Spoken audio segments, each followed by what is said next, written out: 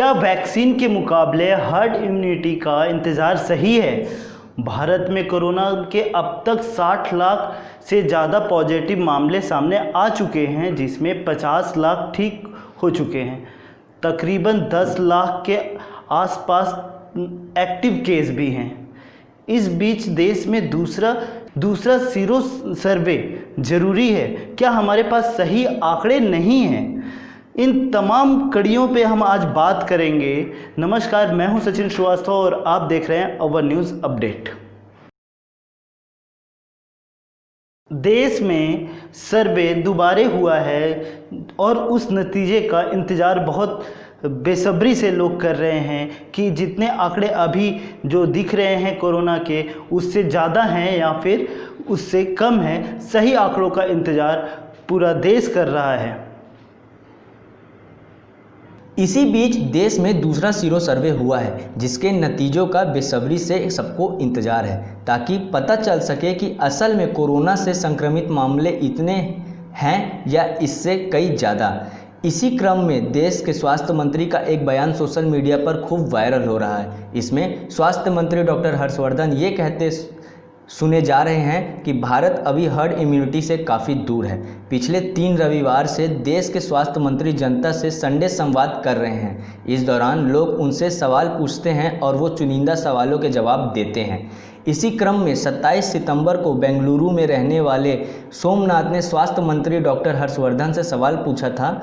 ICMR के sero survey की report ने लोगों में भ्रम की स्थिति पैदा कर दी है। लोग ये सोचकर बेपरवाह हो गए हैं कि ज़्यादातर लोगों को कोरोना संक्रमण हो चुका है या फिर आने वाले दिनों में हो ही जाएगा। जनता की इस तरह की मानसिकता के साथ सरकार कोविड-19 बीमारी से कैसे निपट सकती है? इस सवाल के जवाब में स्वास्थ्य मंत्री डॉक्टर हर्षवर्धन ने कहा, ICMR ने देश में अब तक 2 सीरो सर्वे किए हैं। पहला मई के महीने में किया था। उस वक्त पता चला था कि देश में 0.73% लोग कोरोना संक्रमण की चपेट में हैं। दूसरा सीरो सर्वे हाल ही में ICMR ने किया।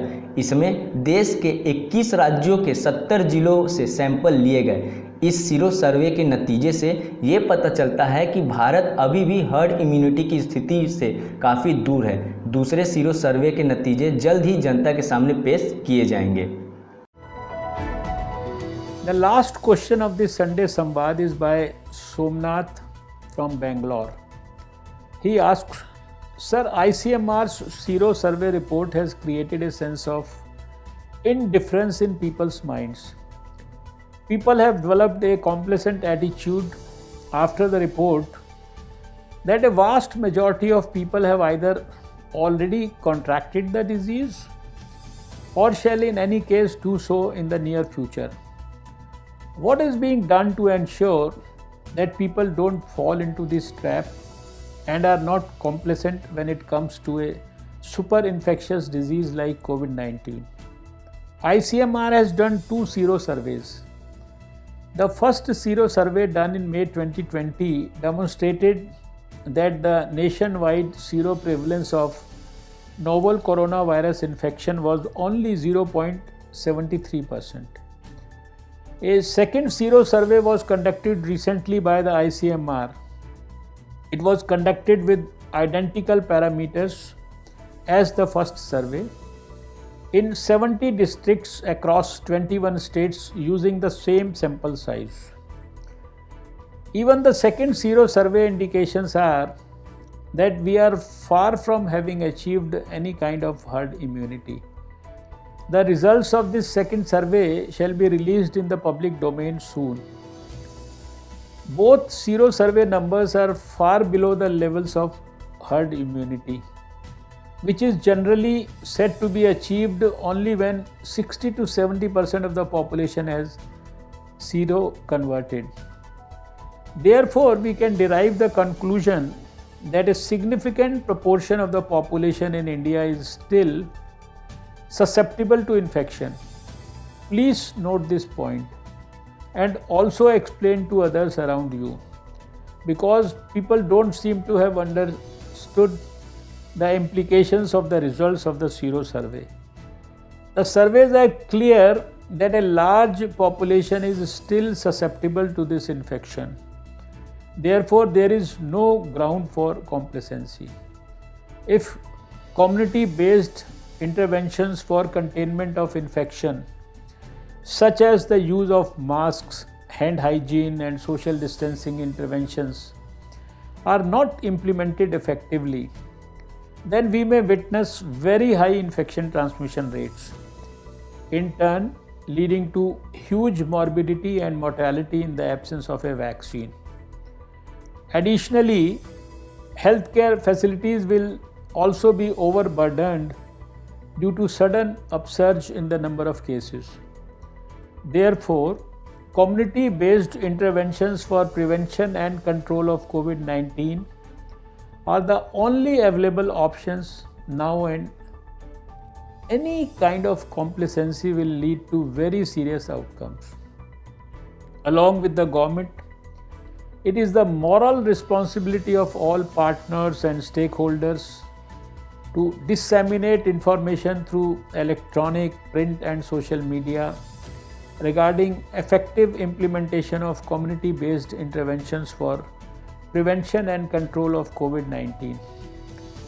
Somnath ji, through you, I want to convey to the people of India that there is no room for complacency. Please follow the guidelines strictly. If all of us can do that, we will be successful in mitigating this deadly virus. स्वास्थ्य मंत्री के जवाब के बाद से ही जनता social media पर herd immunity के बारे में कई तरह के सवाल पूछ रही है, जैसे हर्ड इम्यूनिटी क्या है, कब तक आएगी और इसका इंतज़ार क्यों करना चाहिए। ये कहानी एक कोशिश है कि हर्ड इम्यूनिटी से जुड़े अपने तमाम सवालों का जवाब एक जगह ही दिया जा सके।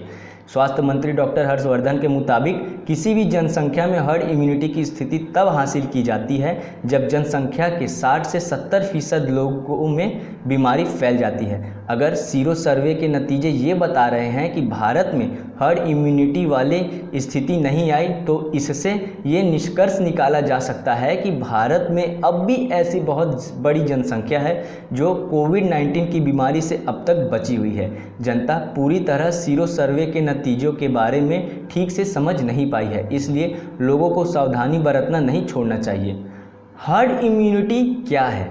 अगर कोई बीमारी आबादी के बड़े हिस्से में फैल जाती है और इंसान की रोग प्रतिरोधक क्षमता उस बीमारी के संक्रमण को बढ़ने से रोकने में मदद करती है, तो जो लोग बीमारी से लड़कर पूरी तरह ठीक हो जाते हैं वो उस बीमारी से इम्यून हो जाते हैं, यानी उनमें प्रतिरक्षात्मक गुण विकसित हो जाते हैं। उनमें वायरस का मुकाबला करने को लेकर सक्षम एंटीबॉडीज़ तैयार हो जाती है। जब कुल आबादी के 60 से 70% लोग किसी बीमारी से प्रभावित हो जाते हैं तो माना जाता है कि उस आबादी में हर्ड इम्यूनिटी की स्थिति पहुंच गई है।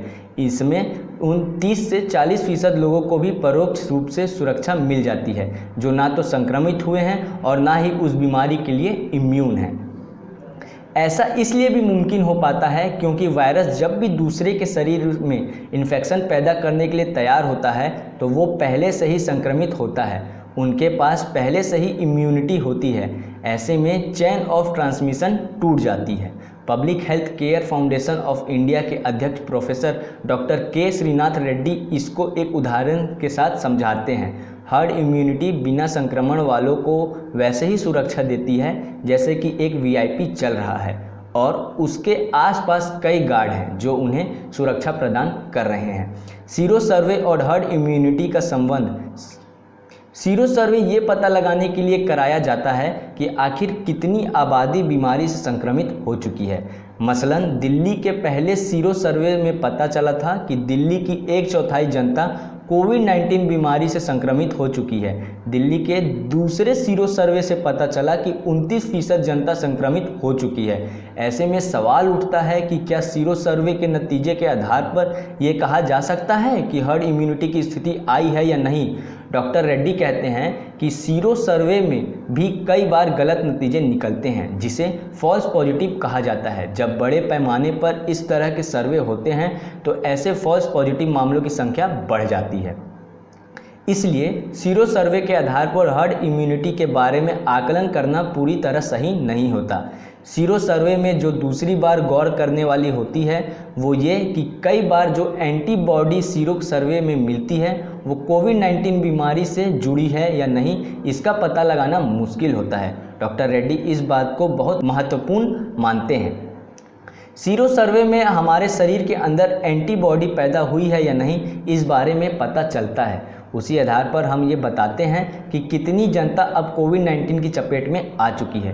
कोविड-19 बीमारी से शरीर में जिस तरह की एंटीबॉडी पैदा होती है उसी से मिलती जुलती एंटीबॉडी 6 दूसरी बीमारियों में भी पैदा होती है, जैसे सार्स, मर्स और 4 तरह के कॉमन कोल्ड वाली बीमारियां।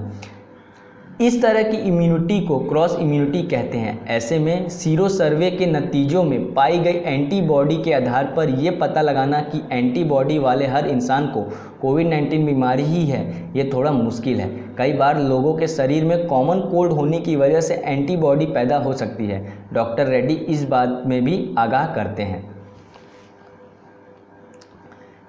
हर्ड इम्यूनिटी या वैक्सीन किसका करें इंतजार?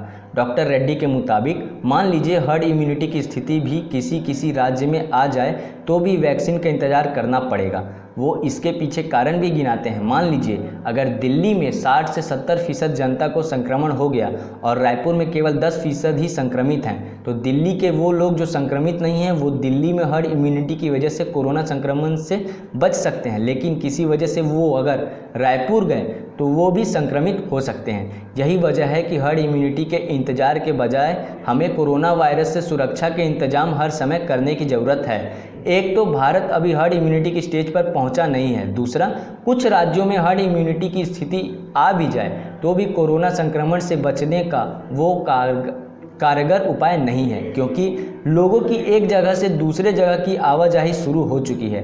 तीसरी समस्या ये है कि सीरो सर्वे में जो एंटीबॉडी बनाने की बात सामने आ रही है वो 100% विश्वसनीय नहीं है, क्योंकि वो एंटीजन टेस्ट होते हैं और सबसे अहम बात ये कि शरीर में पाई जाने वाली एंटीबॉडी कोरोना संक्रमण से लड़ने के लिए कारगर है। ये सुनिश्चित नहीं किया जा सकता। कई बार दूसरे कोरोना वायरस से लड़ने के लिए बनी एंटीबॉडी भी शरीर में पाई जाती है।